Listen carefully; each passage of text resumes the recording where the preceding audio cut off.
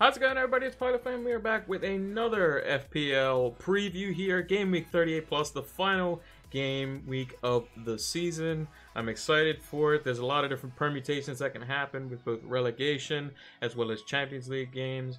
So we'll be checking out all the normal things that we normally do. We'll check our predictions. We'll check how my team did. And we'll do all the usual business that we normally do.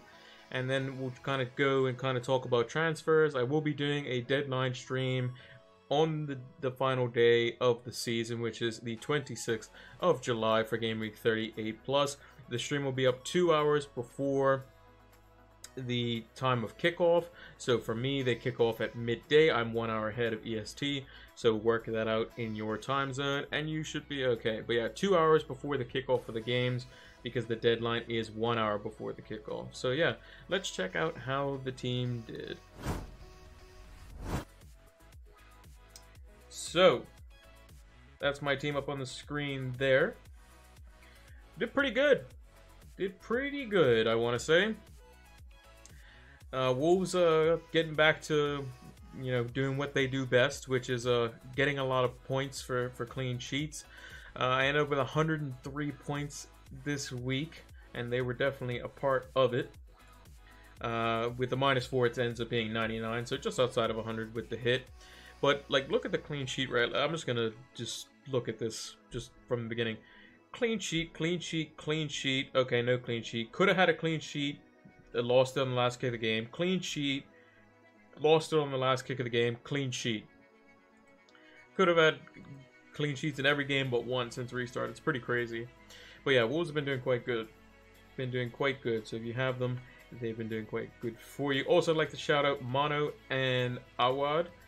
Thank you for following the channel while we were offline. Much appreciated. Hopefully we see you both on the deadline day stream. But yeah, getting back to the team.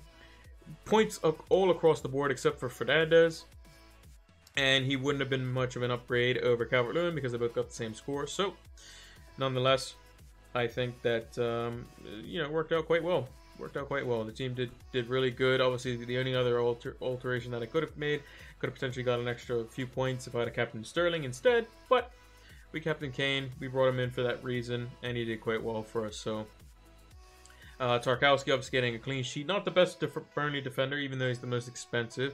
Digne getting a clean sheet as well. Foden scoring. De Bruyne getting an assist. Sterling basically hogging all the points to himself was fantastic. Greenwood even scored. Obviously Kane scored twice. Martial got a little assist on the Greenwood goal, so that was perfect for me. And overall, yeah, a huge rank increase. Up to we went from 75k to 36k. So the top 10k is still within reach. It is going to be very difficult, but it is still within reach technically. We just have to get things right, basically. Which is going to be hard to do because a lot of people are going to have similar-ish teams. Basically what I want to do is see if I can get top 25k. That's probably a more realistic goal. But apart from that, hopefully we can, potentially get a little bit higher than that. But that's kind of the goal. We don't want to go down outside of the top 50k. My goal this season was to be inside the top 100k. We've definitely exceeded that, and we're going to look to excel year on year. So yeah, overall, the team did quite well for itself. Let's check out how we did for the predictions here. So, I usually put a tweet out after every preview stream where I predict the scores of every game. Just making sure you guys can see all of that. Fantastic. So, in Game Week 37, I predicted basically Burnley to beat Norwich, which they did. However, they didn't beat them by the scoreline that I said. I said 1-0, it ended up being 2-0. And the way the scoring, the way I do it here on the channel is if I get the exact score right, exact result, everything, it's 3 points. If I get the result right, so I said Burnley would win, doesn't matter the scoreline. If they did win, I get 1 point. And if the result isn't right, so if I say they were going to draw and they ended up winning, then I don't get any points at all. So we get 1 point here, which is quite good. We also predicted Southampton to beat Bournemouth. They ended up beating them 2-0 instead of 3-1. So by the same score, same margin, but not the same scoreline. So we get 1 point there. Spurs end up beating Leicester 3-0. So we don't get anything there. Brighton versus Newcastle. I predicted 1-1. It was 0-0, so we do get a point for that. Sheffield United ended up losing to Everton 1-0, even though I predicted them to win 2-0. So we don't get anything for that. The Wolves Crystal Palace game, I got exactly right, so we get 3 points for that. Manchester City, we predicted 3-0 over Watford. Unfortunately, Manchester City won 4-0, just 1 goal off. Kind of gave Watford a little bit of the benefit of the doubt that they would keep, you know, not 4 goals out of the goal. But I mean, technically, Foster did save one, and then he just was tapped in afterwards, unfortunately. Arsenal predicted 2-1 over Aston Villa. They ended up losing 1-0, so we don't get anything for that. United and West Ham was a draw, so nothing there. And then Chelsea ended up losing to Liverpool by a scoreline of 5-3. We predicted 2-1, so we got 1 point for that. So overall, 1, 2, 3, 4, 5, 8 points in total. Pretty good. Typically, I like to get above half the game's results right, at least, and one of these scores exactly correct. And we got 6 out of 10 correct there. In terms of our differential / players to watch, Burnley clean sheet, that was correct. Pope definitely did good there. Doherty was amazing. We had him on our buy, hold, sell video. We told people, players who had him to hold on to him, and if you did, you're rewarded for it. Trossard, he is for Brighton, and he didn't do anything, unfortunately, and I believe he was the only one. Ings did end up missing a penalty, but he did end up scoring, so he still ended up getting 4 points, which is better than nothing. So we end up getting 4 out of 5 there, so not the end of the world. But overall, I'm pretty happy with these predictions, nonetheless. In terms of like the games themselves, I thought Burnley could have potentially scored more, but again, it's Burnley. They don't typically score more than 1 or 2. It's kind of the way the team works. They prioritize defense over everything. And then you have the Southampton-Bournemouth game. Bournemouth could have brought it back 1-1. Unfortunately, goal ruled offside by VAR. And it was just a bit unlucky for them, to be honest. All things considered. And then obviously Southampton go down the other end on the next attack and score. So, and then with the Spurs-Leicester game, it was basically over at halftime. Spurs kind of just scored and did what they needed to do. Just kind of put Leicester under pressure, really. And it just seems like when Leicester go down, they just can't come back, which is bodes well for United going into Gameweek 38. The Monday games were pretty much a snooze fest for the most part. Somewhat expected results, but nothing too crazy there. Man City beating Watford, nothing too crazy there. Aston Villa beating Arsenal now keeps them out of relegation as things stand. So Aston Villa is now currently sitting in 17th, above Watford and Bournemouth. So if the season were to end right now, before the last game week, they would be safe from relegation. And then lastly, we had Manchester United versus West Ham and Liverpool versus Chelsea. Man United West Ham game, West Ham kind of played how I expected them to play. They only needed to get a point, and United didn't capitalize on another situation where they could have been a little bit better off. In the end, a draw isn't the worst thing in the world because Chelsea did lose to Liverpool. However, if United had gotten a win, it would have made it a little bit better depending on how many goals they scored it by. But in the end of it, it's basically if United if they get a draw or win versus Leicester, then it doesn't really matter. They're in Champions League places no matter what. And then Liverpool scoring 5 past Chelsea. Chelsea kind of making a real game out of it, making a comeback until it was 4-3. And then obviously Liverpool finished it off, and then they lifted the trophy, which was a pretty nice celebration for as good as it could have possibly been without fans being in the stadium. They did have families, as far as I know, in there. So nonetheless, it was a pretty cool light show, as it were, from a neutral perspective.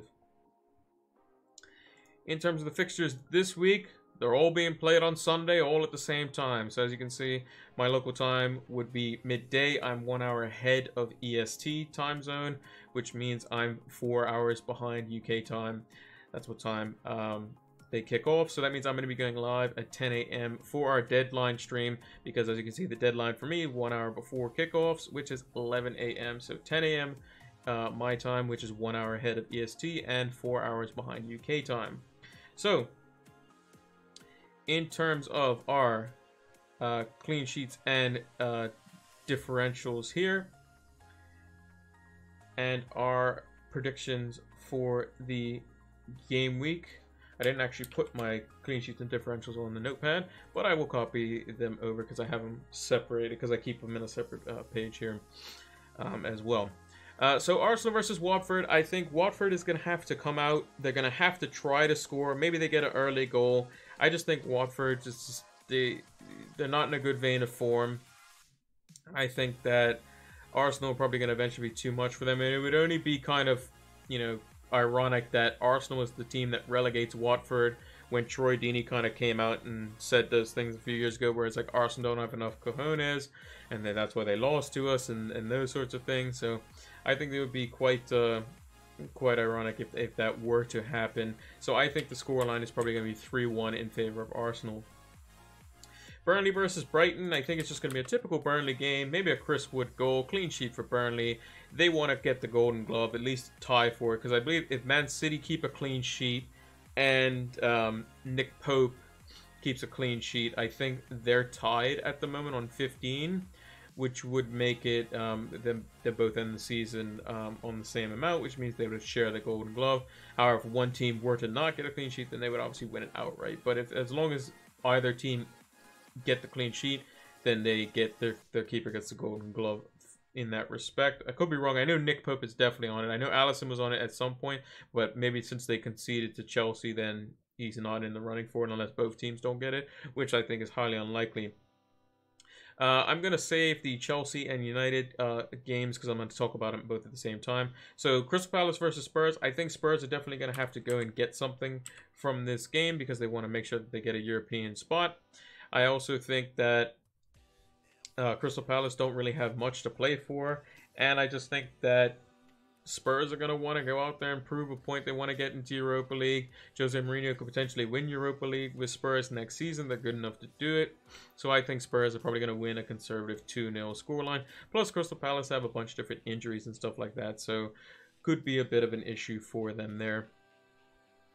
Moving on to Everton versus Bournemouth. I think Bournemouth are going to try to go out and get some goals in early. I think Everton will be able to fire back. And I think overall, Bournemouth are not going to get what they want at the end of the game. And I think that Everton are just going to be a bit too much for them. Bournemouth are going to leave themselves open. And when they do leave themselves open to attack, they are weak defensively, especially with the likes of Nathan Ake still being a doubt, as far as I know, for the game. And I think that it could be a bit of a sticky situation for them, and they're most likely to going to be relegated alongside Watford. Even though I like both clubs, I like aesthetically their jerseys look pretty cool. Some of the players on their team are quite good and are Premier League standard, in my opinion. However, 3 teams have to go down every season, and it just so happens that Bournemouth and Watford in the run-in haven't stepped it up, basically. And it's unfortunate for them that that has to be the case. Newcastle versus Liverpool, 2 teams that aren't actually playing for very much, to be honest. Newcastle is just kind of, they kind of want the season to end so that their players can rest up. They only have 1 fit center back out of the 6, I believe, on the books, which is not good considering they're going up against the champions, which is going to be a bit tough for them. I think that Liverpool should win this game comfortably. I don't see Newcastle even scoring in this game. I'm going to go with a pretty easy 3-0 scoreline for Liverpool. Sheffield United versus Southampton. Now, these are 2 teams that both don't have as much to play for. Danny Ings is still in the race for the Golden Boot. And I can see this, being a bit of a close game. I think Southampton will just edge it, though. I think 2-1 is a respectable scoreline. Now moving on to West Ham versus Aston Villa. Now West Ham, they don't have anything to play for at all. I still think they'll give it somewhat of a game though, but I think they'll play kind of how they did versus United when they play Aston Villa. They're going to want Aston Villa to just give them the ball. Then they want Aston Villa to basically deserve their place. Maybe they do them a little favor and they say, hey, look, we both wear the same color jerseys. We want you to be in the Premier League. Or maybe they take it the opposite way and say, yeah, you're the only other team that wears this color jersey. We want you out so that we're the only claret team. Then it might be a bit different there. But I think Aston Villa actually go and get something out of this game. I think they win 2-1. I think they stay up just barely. Even though on the total season, their season hasn't been great at all. They just had a decent run in, and maybe Jack Grealish pulls them out of it and stays at Aston Villa next season. He might just get them promoted and then he moves on, maybe to like the likes of Manchester United or something like that. But we'll have to definitely see on that front. Now moving on to the two big games of the weekend. We have Chelsea versus Wolves and Leicester versus Manchester United. Now, I'm going to try to talk from a neutral perspective because I'm a United fan, and obviously I would rather United win. I wouldn't like them to go out and just set up 2 banks of 4 and try to just get a draw or maybe nick one on the break. That's not the United way. However, this is how I see the game going, or both games going. I think that Chelsea versus Wolves is a very dangerous situation for Chelsea. Chelsea are going to want to retain possession of the ball as they do most games. I think they're going to want to pen Wolves into their own area. I think they're going to want to create chances and they're going to want to score early. However, that favors Wolves because if Chelsea go into the first water break, they maybe have a lot of possession but don't create very many chances because Wolves are tight defensively as they have been since the restart. Could cause problems. Going to halftime, it's still 0-0. Could be nervy days for Chelsea. And they might start thinking, oh, well, maybe we can go for a draw. Let's say Wolves maybe nick one just after halftime. Then Chelsea have to go gung-ho. Maybe they concede another.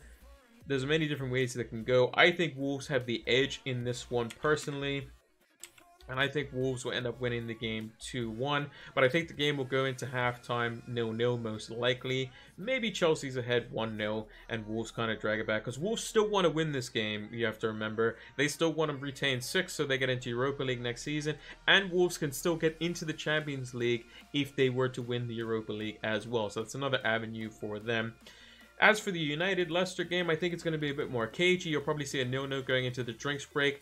Or it'll be Leicester being up 1-0, most likely, because those are the other two scenarios that I can see. Because United's previous games where they play teams that press high and retain the ball, like West Ham, like these, Southampton, like Crystal Palace. West Ham, to a lesser extent, more Southampton was kind of the key game for that happening.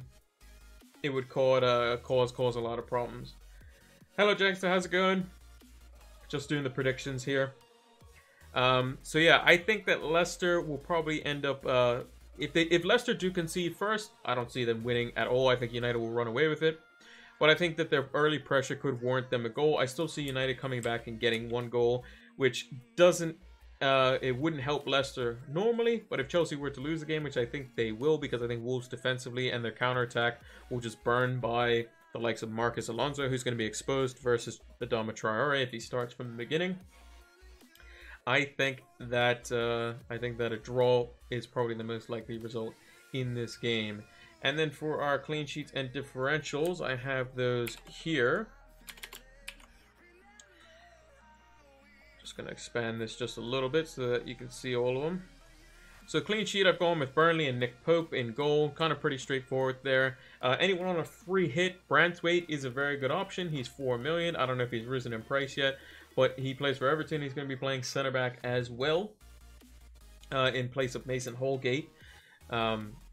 Just kind of a little small one there. And I think he could do quite well. I have predicted, obviously, a 3-2 win for Everton, but he may get something off a set piece, potentially. In midfield, I think Mane is definitely a key pick and people are overlooking him. I think he's only like 6% owned in like the top 10K or something crazy, which is a big differential, especially going up against a team like Newcastle who don't have any defenders fit. So yeah, he could be quite good. And then Aubameyang, I think he's definitely going to want to have his shooting boots on before going into the FA Cup final. I think he's going to want to get back among the goals rather, and get that confidence up before the final versus Chelsea. And they're definitely going to want to win that, because that is the only way that they can get back into Europe, because they can only get as high as 8 with their current points total. So yeah, I think that is the predictions that we have for that. In terms of our team, and how we line up for this week. This is the team currently. We have Patricio and Doherty with the double Wolves defense. We have Digne at home to Bournemouth. We have Tarkowski home to Brighton. We have the triple Man City midfield with Sterling captain and De Bruyne vice captain. We have the triple Manchester United, Greenwood, Fernandes, and Martial with Kane up front. And we have Calvert-Lewin sitting on the bench. There is a possibility that if I don't get any early team news, I think I will switch to a 3-4-3, which I'm just going to save right now. Mainly because I think Foden is, with the cycle of Phil Foden, if we look at his recent games since restart. So he's benched, he plays, he's benched, he didn't come on in this game. He plays, he's benched, he plays, he's benched, he plays. He got benched for the FA Cup final. Then he played, so he's probably going to get benched for this game. And I think City are going to go quite strong. Mainly because it's David Silva's last game. They're definitely going to want to win the game. And I think that there's going to be one of those things where, you know, it just makes sense to go strong, finish off the season right, and then go to the Champions League, which you have they have a good break for before it starts. And I think they'll want to go strong into that. So I can definitely see this being my lineup if I were to make no changes. Obviously, we're going to make some changes. So these are kind of the things that I'm going to be thinking about going into tomorrow. Would I triple captain David Silva or Raheem Sterling? If I had both, I would triple captain Raheem Sterling. If you think that Raheem Sterling has a chance of not playing or not starting, then David Silva is probably the next best option, I would say. Mainly because even though David Silva's underlying stats, which we kind of mentioned in our buy, hold, sell video we put out today, aren't as good, his returns at home have been really good. So whether he's only involved in taking 2 shots, they go in. If he's only involved in 2 key passes, they end up as assists. Like he's quite good in that regard. I would triple captain Sterling personally. However, on the deadline stream tomorrow, if we get early team news, I'll make sure to relay it. I'm gonna have Twitter open. I'm gonna keep refreshing it the entire hour that we're gonna be live, and hopefully we get it with at least 5 to 10 minutes before the deadline hits, so that we can still have a little bit of time to kind of go over it and kind of make some decisions, because I'm looking towards it to see what happens. If, you know, I don't get it, then I'll probably make decisions accordingly, as if going on instinct, where I would say I don't think Foden's going to play, but I do think De Bruyne and Sterling are going to play. Obviously, Calvert-Lewin's going to play. Yeah, be sure to check it out tomorrow. Remember, it's going to be 2 hours before the kickoff is when the stream will start, because the deadlines are 1 hour before kickoff start. Same as always. But yeah, these are the kind of things that I'm kind of looking at. So if I have a bunch of different permutations in a little spreadsheet and a notepad, I've done a bunch of different things as to if certain City assets don't play. So if Raheem Sterling does not, if he's on the bench and doesn't play, I could just swap straight to Salah if I wanted to. Or like I can go to Mane as an example. That could be an option, and maybe I go for maybe something else. Am I against getting David Silva for Foden? No, I'm not. I just can't get David Silva in, unfortunately, in one swing. If I take out Foden, I only have 7.2. I'm 0.3 off, I think it is, for David Silva. That's the only problem that I have at the moment, because David Silva's risen in price a couple of times because people are getting him. I would love to do that. That would be perfect, but unfortunately I can't do that. The thing is, though, I was kind of always expecting to go into this week looking to potentially do a hit, probably, or wasn't against it. Another thing I could do is, if I think that Chelsea are going to concede, not Chelsea, Wolves are going to concede, I can go with the likes of Patricio to Martinez for Arsenal, and then I can take Foden out and bring in David Silva. If I wanted to go even more flexible and just kind of leave Patricio there, I could take out Doherty potentially, even though I like to keep Doherty in because he could potentially get some returns. I could bring in the likes of like Bardsley or somebody like that from Burnley, and then I can even upgrade Foden straight to Mahrez. That's another option there. A third option is, if I know Foden's not starting, I could take out Fernandes, bring in Mahrez as an example. I could bring in... can I bring in Mane? No, that's not enough. Basically, I could bring in Mahrez or somebody like that. Let's say it is David Silva. I could bring in David Silva, and then I could also bring in the likes of Richarlison, who potentially has a good fixture versus Bournemouth on paper. And then I could play triple Everton and bench Greenwood, potentially. That is another option. Because obviously I think Leicester could be, for United, could be quite cagey. I don't see United having as much of the ball as they would like versus Leicester. Leicester are at home. They're going to apply the pressure, and it is going to be something where, you know, they could be, could be quite a cagey start. At least probably to the first drinks break, I would think. Could be quite interesting in that regard. Now, if Kevin De Bruyne isn't starting and Foden is, let's say, then it's just a straight swap from De Bruyne to another City midfielder. Same with Raheem Sterling. If two don't start, that's when things get a bit interesting, because then I have to kind of see how things are. If the City team, to me, looks kind of weak, so let's say they put like a couple of youngsters in there. You know, they have Otamendi and Stones down the back. They have Zinchenko at left back. Maybe they play somebody else at right back that isn't Kyle Walker or Cancelo. Maybe they don't play Ederson or something, or they probably will play Ederson, but, you know, maybe they play like Bernardo Silva. They play one of the youngsters like Doyle. Maybe they play Foden. Maybe they play, you know, they don't play Jesus or something like that, and it's just David Silva kind of running the show with like Gundogan alongside him or something like that. Then I might be less inclined to bring in 3 City attackers, even though they are against Norwich. But I don't doubt that David Silva will start. I expect Riyad Mahrez to start, and yeah, I expect them to put out a pretty strong team, because Pep wants his players to be ready and firing going into the Champions League. And I mentioned that in my Pep Roulette video, which I put out a few days ago on my predicted lineup, where I think the predicted lineup I had was, I think I put Stones and Otamendi as the center backs, just because he's just going to play them because it's Norwich and they're not going to attack anyway. I put Walker at right back. I put Mendy at left back. I went with, or did I put Fernandinho at center back? I can't remember. But basically, the main midfielders and attackers were De Bruyne, Silva, Sterling, Mahrez, Jesus. It was literally the best possible attackers that they could have, for the most part, on the field at any given time, especially when all fit and healthy. And I think that that's probably what they're going to go with. I don't see anything else past that, personally.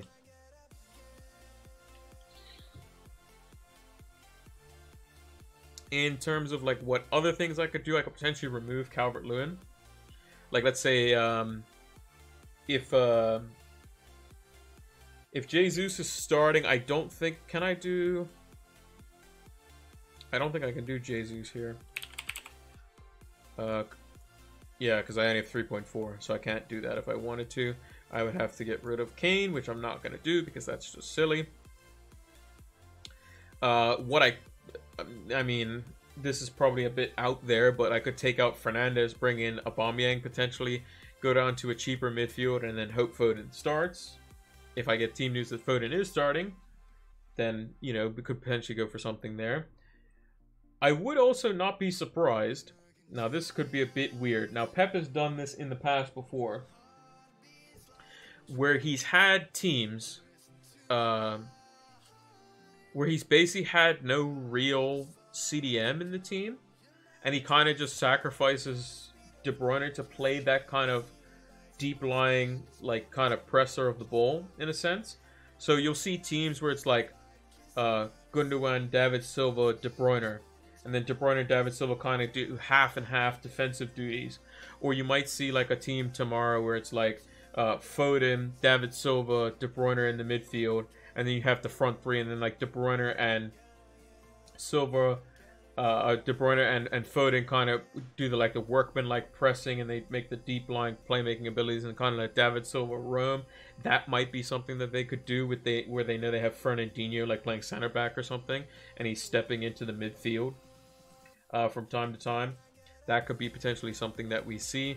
I have, to be honest, I think Pep's gonna go strong no matter what, but I don't see Foden starting. That's kind of the main prediction that I have. And people would be saying, oh, well, we saw Raheem Sterling it was in France somewhere on like a dock. He was going on a boat and going swimming or something. I don't know. But Pep basically said that everyone's had a few days off, so a couple days off or whatever before the last game because they could afford it. There's Tuesday to Sunday, so they can come back to do training Friday, Saturday, be back in shape, and off you go. So I think that's, not the end of the world. Will Pep potentially play some players that we don't expect him to play? Probably, but I think he'll start his normal lineup, like Foden. Who was it? What it was? Foden, Jesus, and Bernardo Silva played 90 minutes. In their previous game, so I don't expect Foden and Bernardo Silva to start from the beginning. Jesus could potentially, but his minutes could be managed, or he might just keep Jesus on the bench, play Sterling false 9, play Mahrez one side, play De Bruyne the other side, or whoever, and then he goes with like Gundogan, David Silva, Fernandinho. That's possible. But I think the most likely thing is he'll play Jesus, hook him after 60 minutes, and then go from there. Put Sterling false 9 or whoever, because you can't rest everyone. It's not possible. Like, Pep doesn't play youth in his team pretty much ever. So I expect him to play as full strength as he possibly can, going into the Champions League. And it's not like you could just rest players and expect them to just be super, super fit. Yeah, a day or two off is fine. But, going, talking about giving them a whole week off or something like that, that's a bit crazy, to be honest. But, yeah. Some other potential moves that I'm thinking about as well. I kind of like the looks of Mane. If De Bruyne doesn't start, I can do De Bruyne straight to Mane, which is nice. If I wanted to, obviously I would want another City mid. I could do De Bruyne straight to Mane, and downgrade Fernandes to Mahrez or Silva very easily, and then I can choose between playing Foden or benching him. Because I know Greenwood's going to start almost certainly. I know Calvert-Lewin's going to start almost certainly. And I can go 3-4-3. It's very easy to do that. That would be for a -4. So there's a bunch of different scenarios I have. Like, do I have the... let me see if I can... I'm just going to see if I can open up my... where's the transfers one? Yeah, so these are all like the different scenarios I have. I have like who I would captain, how much money in the bank. There's like 14 different permutations, and basically unlucky number 13 is a very bad one. It's basically if Foden, De Bruyne, and Sterling all don't start and David Silva does not start. That would be a very bad scenario, mind you. That's very unlikely to happen because Pep doesn't have enough players to do that kind of thing, I think. I mean, could he play a team where it's like Mahrez, Jesus, Bernardo Silva, Gundogan, Fernandinho, some youngster, and then his back four and a goalkeeper? Possibly, but I don't see it happening. I definitely think David Silva's going to start. So I have scenarios where David Silva doesn't start and David Silva does start. So yeah. I think that's gonna just about do it. I think that's just gonna about do it for today. So yeah, make sure to stop by the stream tomorrow. It's going to be 2 hours before the kickoff. Make sure to follow us down below. As you can see, Pilot Flame 226 on all platforms. Links are also down in the descriptions below here on Twitch. Make sure to subscribe, like the videos on YouTube, give us a follow on Twitter so you can see when things come out. Follow us here on Twitch as well. All that good stuff. And yeah, we're going to be doing this next year as well. We're going to have our own mini league hopefully as well. And hopefully I can actually win that, because that would be nice. And if I can't, that would be a bit embarrassing.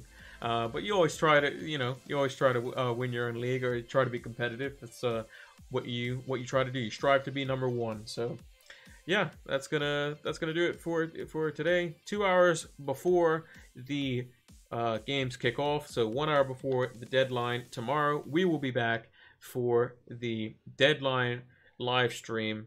And yeah, we'll see what Pep Roulette has to offer for us. If we get any early team news, I will make sure to let you guys know about that on the live stream as soon as it is available. I'll be refreshing Twitter like an absolute madman. So yeah, hopefully we get it, and we can make our decisions from there. So yeah, that's going to do it. Hope you all enjoyed it, and until the next one, take care.